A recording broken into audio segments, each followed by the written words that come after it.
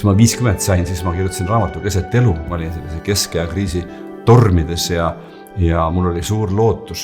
Nimelt see üks teooria keskaja kriisi kohta ütleb, et inimene läbib sellise U-kõvera, et inimese rahulolu endaga ja eluga kuskil 40-ndates kukub ja siis pärast taastub ära ja kui siis see keskaja kriis targalt läbi teha, siis pärast seal kuskil peale 50, üks umbes minu vanuses praegu, ta peaks tõusma kõrgustesse, kus ta pole kunagi olnud, ka noorest peast. Mõtle, kui lootusrikas lubadus on see.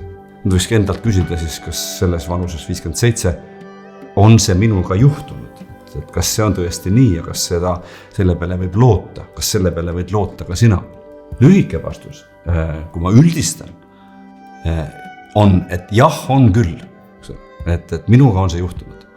See ei tähenda, et ei oleks must-tumedaid perioode, see ei tähenda, et elu ei viskaks nagu inglise keeles curveballle või vindiga palle, eks ole, mida on keeruline lüüa või püüda, eks ole. See ei tähenda, et mul ei oleks olnud viimased 3 kuud selline nagu tumedam ja energiavaesem ja ka selline nagu keerulisem emotsionaalselt periood, eks ole.